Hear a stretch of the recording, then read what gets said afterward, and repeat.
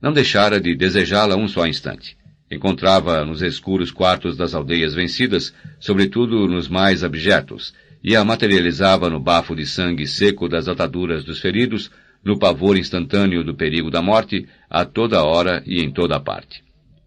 Fugira dela tentando aniquilar a sua lembrança, não só com a distância, mas também com um escarnecimento confuso que os companheiros de armas qualificavam de temeridade. Quanto mais, porém, pisoteava a sua imagem na estrumeira da guerra, mais a guerra se parecia com Amaranta. Sofreu assim no exílio, procurando a maneira de matá-la com a sua própria morte, até que ouviu alguém contar a velha história do homem que se casou com uma tia, que além disso era sua prima, e cujo filho acabou sendo avô de si mesmo. Uma pessoa pode casar com a própria tia? Perguntou assombrado. Pode, e não só isso, respondeu-lhe um soldado. Pois estamos fazendo esta guerra contra os padres para que a pessoa possa se casar até com a própria mãe. 15 dias depois desertou. Encontrou Amaranta mais enfeitada que na lembrança, mais melancólica e pudica, e já dobrando na realidade o último cabo da maturidade, porém mais febril que nunca nas trevas do quarto e mais desafiante que nunca na agressividade da sua resistência. Você é bobo, dizia Amaranta, acossada pelos seus cães de caça. Não é verdade que se possa fazer isso com uma pobre tia, a não ser com licença especial do Papa. Aureliano José prometia ir a Roma, prometia percorrer a Europa de joelhos e beijar as sandálias do sumo pontífice só para que ela baixasse a ponte levadiça. Não é só isso, rebatia Amaranta, é que os filhos nascem com rabo de porco. Aureliano José era surdo para todos os argumentos. Mesmo que nasçam tatus, suplicava. Certa madrugada, vencido pela dor insuportável da virilidade reprimida, foi à taberna de Catarino. Encontrou uma mulher de seios flácidos, carinhosa e barata, que lhe apaziguou o ventre por algum tempo. Tentou aplicar a Amaranta o tratamento do desprezo. Via-a na varanda cosendo numa máquina de manivela que aprendera a manejar com habilidade admirável e nem sequer lhe dirigia a palavra. Amaranta se sentiu livre de um peso, e ela mesma não compreendeu por que voltou a pensar então no coronel Gerineldo Marques, por que evocara com tanta nostalgia as tardes das damas chinesas, e por que chegou inclusive a desejá-lo como homem de cama. Aureliano José não imaginava o quanto havia perdido terreno na noite em que não pôde suportar mais a farsa da indiferença, e voltou ao quarto de Amaranta. Ela o repeliu com uma determinação inflexível, inequívoca, e passou a chave para sempre no quarto.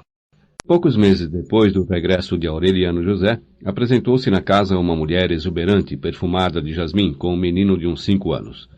Afirmou que era filho do coronel Aureliano Buendia e o trazia para que Úrsula o batizasse. Ninguém pôs em dúvida a origem daquele menino sem nome. Era igual ao coronel na época em que o levaram para conhecer o gelo.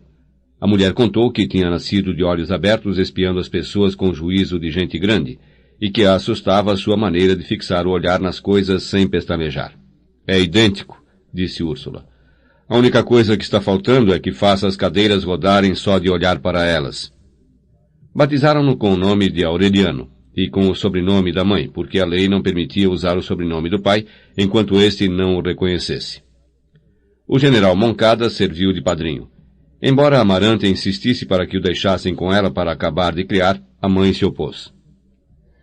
Úrsula ignorava na época o costume de mandar donzelas aos quartos dos guerreiros, do mesmo modo como se soltavam galinhas para os galos finos, mas no decurso desse ano veio a saber. Mais 9 filhos do coronel Aureliano Buendia foram trazidos à casa para serem batizados. O mais velho, um estranho moreno de olhos verdes que nada tinha que ver com a família paterna, já passara dos 10 anos. Trouxeram crianças de todas as idades, de todas as cores, mas todos varões, e todos com um ar de solidão que não permitia pôr em dúvida o parentesco. Apenas 2 se distinguiram do resto. Um, grande demais para sua idade, que transformou em cacos as floreiras e várias peças da louça, porque as suas mãos pareciam possuir a propriedade de despedaçar tudo o que tocavam. O outro era um lourinho com os mesmos olhos garços da mãe, cujo cabelo tinha sido deixado comprido e cheio de cachos como o de uma mulher. Entrou na casa com muita familiaridade, como se tivesse sido criado nela, e foi diretamente para uma arca do quarto de Úrsula e exigiu: Eu quero a bailarina de corda. Úrsula se assustou. Abriu a arca, remexeu os antiquados e poeirentos objetos do tempo de Melquíades e encontrou embrulhada num par de meias a bailarina de corda que certa vez Pietro Crespi trouxera e da qual ninguém tinha voltado a se lembrar. Em menos de 12 anos batizaram com o nome de Aureliano e com o sobrenome da mãe a todos os filhos que disseminou o coronel ao longo e ao largo dos seus territórios de guerra. 17. No princípio, Úrsula lhes enchia os bolsos de dinheiro e Amaranta tentava ficar com eles, mas terminaram por se limitar a fazer-lhes um presente e servirem de madrinhas. Batizando-os, cumprimos com a obrigação, dizia Úrsula, anotando numa caderneta o nome e o endereço das mães e o lugar e a data de nascimento das crianças. Aureliano deve cuidar bem da sua vida, de modo que será ele quem tomará as decisões quando voltar. Durante o almoço, comentando com o general Moncada aquela desconcertante proliferação, expressou o desejo de que o coronel Aureliano Buendia voltasse alguma vez para reunir todos os seus filhos em casa. Não se preocupe, comadre, disse enigmaticamente o general Moncada. Ele virá mais cedo do que a senhora imagina. O que o coronel Moncada sabia e que não quis revelar no almoço era que o coronel Aureliano Buendia já estava a caminho para se pôr à frente da rebelião mais prolongada, radical e sangrenta de quantas tinham sido tentadas até então. A situação voltou a ser tão tensa como nos meses que precederam à Primeira Guerra. As brigas de galo animadas pelo próprio prefeito foram suspensas. O capitão Aquiles Ricardo, comandante da guarnição, assumiu na prática o poder municipal. Os liberais o apontaram como um provocador. Alguma coisa terrível vai acontecer, dizia Úrsula a Aureliano José. Não saia na rua depois das 6 da tarde. Eram súplicas inúteis. Aureliano José, igual a Arcádio em outra época, deixara de lhe pertencer. Era como se o regresso à casa, a possibilidade de existir sem se incomodar com as urgências cotidianas, tivessem despertado nele a vocação concupiscente e preguiçosa do seu tio José Arcádio. A sua paixão por Amaranta se extinguiu sem deixar cicatrizes. Andava um pouco à deriva, jogando bilhar, entretendo a solidão com mulheres ocasionais, saqueando os buracos onde Úrsula esquecia o dinheiro escondido. Acabou por não voltar em casa a não ser para mudar de roupa. São todos iguais, Úrsula se lamentava. No começo são fáceis de criar, obedientes e sinceros e parecem incapazes de matar uma mosca. Mal aponta a barba, se atiram à perdição. Ao contrário de Arcádio, que nunca soube da sua verdadeira origem, ele veio a saber que era filho de Pilar Terneira, que tinha pendurado uma rede para que ele fizesse a cesta na sua casa. Eram, mais que mãe e filho, cúmplices na solidão. Pilar Terneira havia perdido a sombra de qualquer esperança. O seu riso tinha adquirido tonalidades de órgãos, os seus seios tinham sucumbido ao tédio das carícias eventuais, o seu ventre e os seus músculos tinham sido vítimas do seu irrevogável destino de mulher partilhada. Mas o seu coração envelhecia sem amargura. Gorda, desbocada, com vaidades de matrona em decadência, renunciou à ilusão estéril das cartas e encontrou um refrigério de consolo nos amores alheios. Na casa onde Aureliano José dormia à sesta, as moças da vizinhança recebiam seus amantes casuais. Você me empresta o quarto, Pilar? Diziam simplesmente quando já estavam dentro dele. Claro, dizia Pilar. E se alguém estivesse presente, explicava. Fico feliz sabendo que as pessoas estão felizes na cama. Jamais cobrava o serviço. Jamais negava o favor, como não o negara aos inumeráveis homens que a procuraram até o crepúsculo da sua maturidade, sem lhe proporcionar nem dinheiro nem amor, apenas algumas vezes prazer.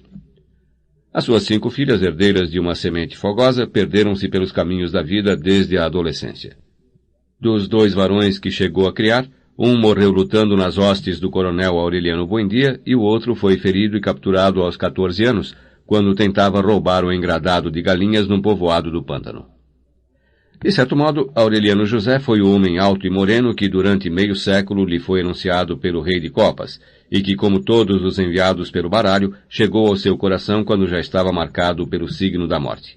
Ela viu isso nas cartas. Não saia esta noite, disse a ele. Fique para dormir aqui, que a Carmelita Montiel já cansou de me implorar para que a ponha no seu quarto. Aureliano José não captou o profundo sentido da súplica que tinha aquela oferta. Diga a ela que me espere à meia-noite, disse. Foi ao teatro, onde uma companhia espanhola anunciava O Punhal do Zorro, que na realidade era obra de Zorrilla, com o nome trocado por ordem do capitão Aquiles Ricardo, porque os liberais chamavam de godos os conservadores. Nota de rodapé. José Zorrilla, é um dramaturgo romântico espanhol, autor, entre outras, de 2 peças de muito êxito de bilheteria até hoje, Dom Juan Tenório e El Puñal del Godo. A mudança para Zorro traz também a evocação dos Bang Bang seriados, versão moderna do capa e espada romântico. Nota do tradutor. Apenas no momento de entregar o bilhete na entrada é que Aureliano José percebeu que o capitão Aquiles Ricardo, com 2 soldados armados de fuzis, estava passando em revista a plateia. Cuidado, capitão, advertiu Aureliano José. Ainda não nasceu o homem que vai botar as mãos em cima de mim. O capitão tentou revistá-lo à força, e Aureliano José, que estava desarmado, saiu correndo. Os soldados desobedeceram a ordem de atirar. É um bom dia, explicou um deles. Cego de raiva, o capitão lhe arrancou o fuzil, abriu espaço no meio da rua e apontou. Cornos! Chegou a gritar. Oxalá fosse o coronel Aureliano Buendia. Carmelita Montiel, uma virgem de 20 anos, acabava de se banhar em água de flor de laranjeira e estava esparramando folhas de alecrim na cama de Pilar Terneira quando soou o disparo. Aureliano José estava destinado a conhecer com ela a felicidade que lhe negara a Amaranta, a ter 7 filhos e a morrer de velhice nos seus braços. Mas a bala de fuzil que lhe entrou pelas costas e lhe despedaçou o peito estava dirigida por uma má interpretação das cartas. O capitão Aquiles Ricardo, que era na verdade quem estava destinado a morrer nessa noite, morreu realmente 4 horas antes de Aureliano José. Mal soou o disparo, foi derrubado por 2 balaços simultâneos, cuja origem não se aclarou nunca, e um grito da multidão estremeceu a noite. Viva o Partido Liberal! Viva o coronel Aureliano Buendia! À meia-noite, quando Aureliano José acabou de sangrar e Carmelita Montiel encontrou em branco as cartas do seu futuro, mais de 400 homens já haviam desfilado diante do teatro e descarregado seus revólveres contra o cadáver abandonado do capitão Aquiles Ricardo. Foi necessária uma patrulha para colocar sobre uma carreta o corpo pesado de chumbo, que se decompunha como um pão molhado. Contrariado pelas impertinências do exército regular, o general José Raquel Moncada mobilizou as suas influências políticas, voltou a vestir o uniforme e assumiu a chefatura civil e militar de Macondo. Não esperava, entretanto, que a sua atitude conciliatória pudesse impedir o inevitável. As notícias de setembro foram contraditórias. Enquanto o governo anunciava que mantinha o controle de todo o país, os liberais recebiam informações secretas de levantes armados no interior. O regime não admitiu o estado de guerra enquanto não se proclamou no decreto que se havia reunido um conselho de guerra na ausência do coronel Aureliano Buendia e que ele havia sido condenado à morte. Ordenava-se que a primeira guarnição que o capturasse cumprisse a sentença. Isto quer dizer que ele voltou? Alegrou-se Úrsula diante do general Moncada. Mesmo ele, porém, não sabia ao certo. Na realidade, o coronel Aureliano Buendia já estava no país havia mais de um mês. Precedido por boatos contraditórios, sabido ao mesmo tempo nos lugares mais afastados, o próprio general Moncada não acreditou na sua volta, a não ser quando se anunciou oficialmente que ele se havia apoderado de 2 estados do litoral. Parabéns, comadre, disse a Úrsula mostrando o telegrama. Dentro em breve há de tê-lo aqui. Úrsula se preocupou então pela primeira vez. E o senhor que é que vai fazer, compadre? Perguntou. O general Moncada já se havia interrogado sobre isto muitas vezes. O mesmo que ele, comadre, respondeu. Cumprir com o meu dever. No dia 1º de outubro, ao amanhecer, o coronel Aureliano Buendia, com 1000 homens bem armados, atacou Macondo, e a guarnição recebeu ordem de resistir até o fim. Ao meio-dia, enquanto o general Moncada almoçava com Úrsula, um tiro de canhão rebelde que retumbou pelo povoado inteiro reduziu a pó a fachada da tesouraria municipal. Eles estão tão bem armados quanto nós, suspirou o general Moncada. E além disso, lutam com mais vontade. Às 2 da tarde, enquanto a terra tremia com os tiros de canhão de ambos os lados, despediu-se de Úrsula com a certeza de que estava permitindo uma batalha já perdida. Rogo a Deus que esta noite você ainda não tenha Aureliano em casa, disse. Se acontecer, dê a ele um abraço meu, porque não espero tornar a vê-lo nunca mais. Essa mesma noite foi capturado quando tentava fugir de Macondo, depois de escrever uma extensa carta ao coronel Aureliano Buendia, na qual lhe recordava os propósitos comuns de humanizar a guerra e lhe desejava uma vitória definitiva contra a corrupção dos militares e as ambições dos políticos de ambos os partidos. No dia seguinte, o coronel Aureliano Buendia almoçou com ele na casa de Úrsula, onde ele tinha sido posto em custódia até que um conselho de guerra revolucionário decidisse o seu destino. Foi uma reunião familiar. Mas enquanto os adversários esqueciam a guerra para evocar lembranças do passado, Úrsula teve a sombria impressão de que seu filho era um intruso. Tivera, desde que o vira entrar, protegido por um ruidoso aparato militar que revirou os quartos pelo direito e pelo avesso, até se convencer de que não havia nenhum risco. O coronel Aureliano Buendia não só aceitou a situação, como também distribuiu ordens de uma severidade extrema, e não permitiu que ninguém se aproximasse a menos de 3 metros de sua pessoa, nem sequer Úrsula, enquanto os membros da sua escolta não acabavam de distribuir as patrulhas em volta da casa. Vestia um uniforme de brim ordinário sem insígnias de qualquer espécie, e umas botas altas com esporas lambuzadas de barro e sangue seco. Levava no cinto uma pistola com o coldre desabotoado, e a mão sempre apoiada na culatra revelava a mesma tensão vigilante e resoluta do olhar. A sua cabeça, agora com entradas profundas, parecia cozinhada em fogo lento. O seu rosto, gretado pelo sal do Caribe, tinha adquirido uma dureza metálica. Estava preservado da velhice iminente por uma vitalidade que tinha alguma coisa que ver com a frieza das entranhas. Estava mais alto do que quando partiu, mais pálido e ósseo, e manifestava os primeiros sintomas de resistência à saudade. Meu Deus, disse Úrsula para si, alarmada. Agora parece um homem capaz de tudo. E era. A manta asteca que trouxe para Amaranta, as recordações que emitiu no almoço, as divertidas anedotas que contou, eram meros resíduos do seu humor de outros tempos. Nem bem se cumpriu a ordem de enterrar os mortos na fossa comum, designou o coronel Roque Carniceiro para a missão de apressar os julgamentos de guerra. E ele próprio então se empenhou na extenuante tarefa de impor as reformas radicais que não deixassem pedra sobre pedra da restabelecida estrutura do regime conservador. Nós temos que nos antecipar aos políticos do partido, dizia aos seus assessores. Quando abrirem os olhos para a realidade, encontrarão os fatos consumados. Foi então que decidiu rever os títulos de propriedade da terra até 100 anos atrás, e descobriu as violências legalizadas do seu irmão José Arcádio. Anulou os registros de uma assentada. Num último gesto de cortesia, abandonou as suas ocupações por 1 hora e visitou Rebeca para pô-la ao corrente da sua determinação. Na penumbra da casa, a viúva solitária que um dia fora a confidente dos seus amores reprimidos e cuja obstinação lhe salvara a vida, era um espectro do passado. Fechada de negro até os punhos, com o coração convertido em cinzas, mal tinha notícia da guerra.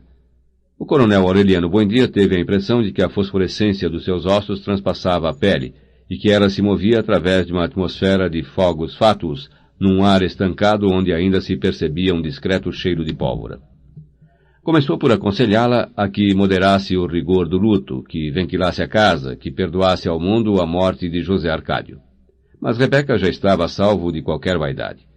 Depois de procurá-la inutilmente no sabor da terra, nas cartas perfumadas de Pietro Crespi, na cama tempestuosa do marido, encontrara a paz naquela casa onde as lembranças se materializaram pela força da evocação implacável e passeavam como seres humanos pelos quartos fechados. Erecta na sua cadeira de balanço de vime, olhando para o coronel Aureliano Buendia como se fosse ele quem parecesse um espectro do passado, Rebeca nem sequer se comoveu com a notícia de que as terras usurpadas por José Arcádio seriam restituídas aos seus legítimos donos. Será feito o que você mandar, Aureliano, suspirou. Sempre acreditei e confirmo agora que você é um desnaturado. A revisão dos títulos de propriedade terminou ao mesmo tempo que os julgamentos sumários, presididos pelo coronel Gerineldo Marques, e que concluíram com o fuzilamento de toda a oficialidade do exército regulador, prisioneira dos revolucionários. O último tribunal de guerra foi o do general José Raquel Moncada. Úrsula interveio. É o melhor governante que tivemos em Macondo, disse ao coronel Aureliano Buendia. Não tenho mesmo nada a dizer do seu bom coração, do afeto que nos dedica, porque você o conhece melhor que ninguém. O coronel Aureliano Buendia fixou nela um olhar de reprovação. Não posso me arrogar o direito de administrar justiça, respondeu. Se a senhora tem alguma coisa a dizer, faça-o diante do tribunal de guerra. Úrsula não só o fez, como também levou para testemunharem todas as mães dos oficiais revolucionários que viviam em Macondo. Uma por uma, as velhas fundadoras do povoado, várias tendo participado da temerária travessia da serra, exaltaram as virtudes do general Moncada. Úrsula foi a última da fila. A sua dignidade patética, o peso do seu nome e a convincente veemência da sua declaração fizeram vacilar por um momento o equilíbrio da justiça. Os senhores levaram muito a sério esta brincadeira horrível e fizeram bem, porque estão cumprindo com o seu dever, disse aos membros do tribunal. Mas não se esqueçam de que enquanto Deus nos der vida, nós continuamos sendo mães, e por muito revolucionários que vocês sejam, temos o direito de lhes abaixar as calças e dar uma boa coça diante da primeira falta de respeito. O júri se retirou para deliberar quando ainda ressoavam estas palavras no âmbito da escolta transformada em quartel. À meia-noite, o general José Raquel Moncada foi condenado à morte.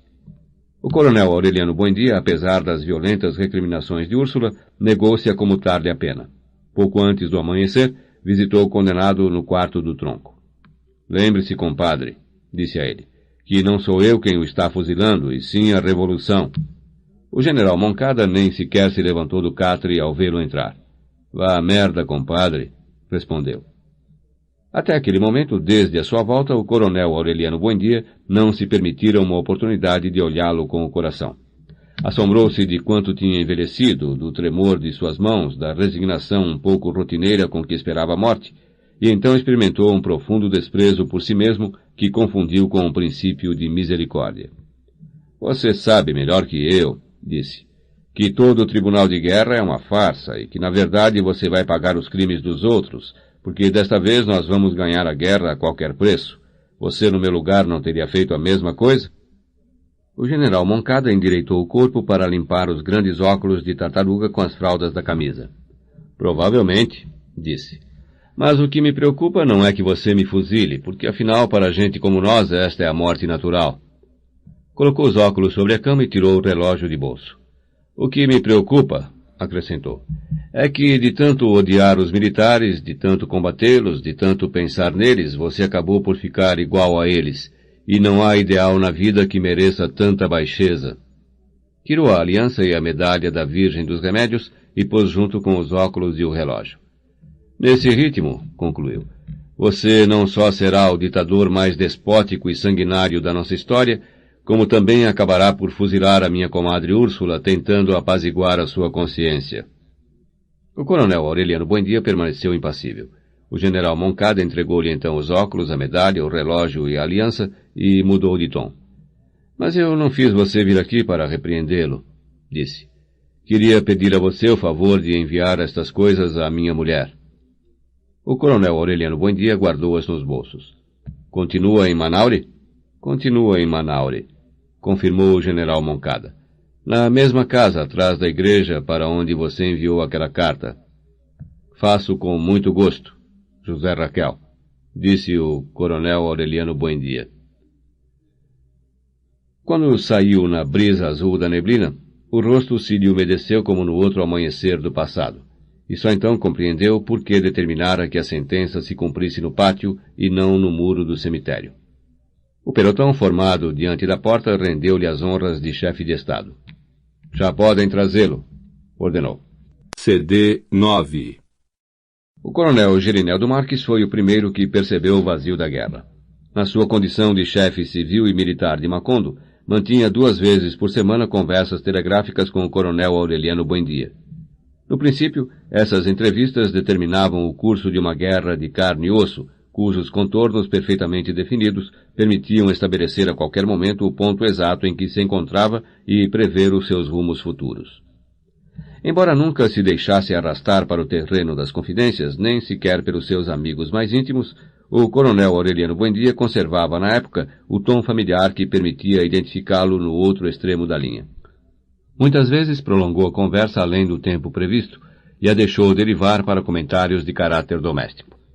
Pouco a pouco, no entanto, e à medida que a guerra ia se intensificando e estendendo, a sua imagem foi se apagando num universo de irrealidade.